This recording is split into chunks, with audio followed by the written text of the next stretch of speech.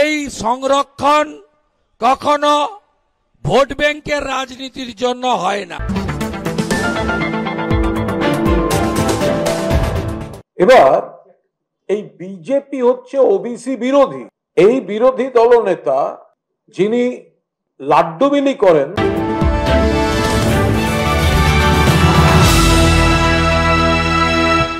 OBC তালিকা নিয়ে রাজ্যের জারি করা বিজ্ঞপ্তির ওপর মঙ্গলবার স্থগিতাদেশ জারি করেছে কলকাতা হাইকোর্ট।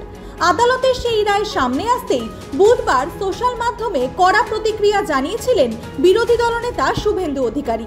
এবার পূর্ব নির্ধারিত ঘোষণা অনুযায়ী বুধবার বিধানসভায় এবং বিধানসভার গেটে লাড্ডু বিলি করলেন বিজেপি বিধায়করা। শুভেন্দু বলেন, ভোট ব্যাংকের স্বার্থে ওবিসি সংরক্ষণে অপব্যবহার করতে চেয়েছিল রাজ্য।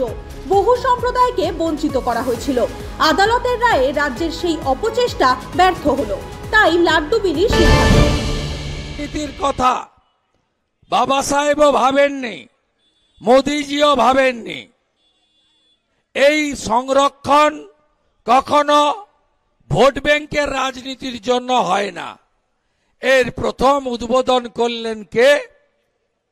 কমরেডরা প্রথম উদ্বোধন করলেন পশ্চিমবঙ্গে। অ্যাডভোকেট জেনারেল কিশোর দত্ত। কত এরা মিথ্যাটাকে কোথায় নিয়ে গেছে আপনি ভাবতে পারেন?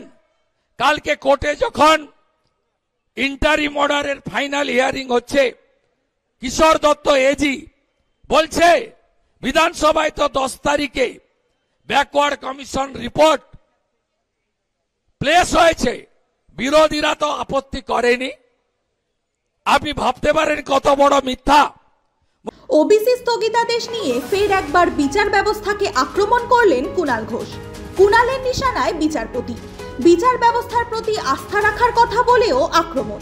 ওবিসি মামলায় আইনজীবী কারা ছিলেন, বিচারপতি কারা ছিলেন? চাকরি মামলাতেও এই একই যুগলবন্দি ছিল।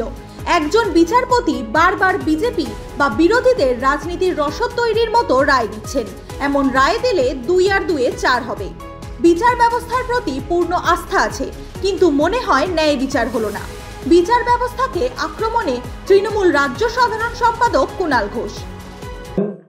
প্রথম বিষয় আসছে যে আপনারা জানেন এই ওবিসি বিষয়টি নিয়ে গতকাল কলকাতা হাইকোর্টে একটি অন্তর্বর্তীকালীন স্থগিতাদেশ হয়েছে এবং বিজেপি, বিশেষভাবে বিরোধী দলনেতা, তাতে একেবারে আনন্দে আত্মহারা হয়ে লাড্ডু বিতরণ করছেন। যে লাড্ডুটা হচ্ছে সিপিএম এর বিধায়ক সংখ্যার প্রতীক, সেই লাড্ডু বিতরণ করতে নেমেছেন। কংগ্রেসের বিধায়ক সংখ্যা, সিপিএম এর বিধায়ক সংখ্যা হাতে হাতে বিলোচ্ছেন বিরোধী দলনেতা। তো আমরা খুব স্পষ্টভাবে বলি, ওবিসি অন্তর্বর্তীকালীন স্থগিতাদেশ হয়েছে হাইকোর্টে, অন্তর্বর্তীকালীন, ইন্টারিম, এবং এই বিষয়ে আইনি আর কি করা যায় সেটা রাজ্য সরকার দেখছেন। এবার এই বিজেপি হচ্ছে ওবিসি বিরোধী।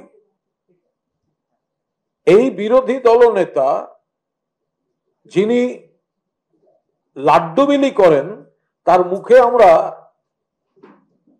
ভাষা শুনেছি যারা একটু আদিবাসী ওবিসি তাদের সম্পর্কে, এই বীরবা, হাঁসদা, এরা সব আমাদের জুতার নিচে থাকে। দেবনাথ, হাঁসদা জুতার নিচে থাকে। এগুলো আমরা এই বিরোধী দলনেতার মুখে শুনেছি যিনি লাড্ডু বিলি করছেন। বিজেপি হচ্ছে ওবিসি বিরোধী দল।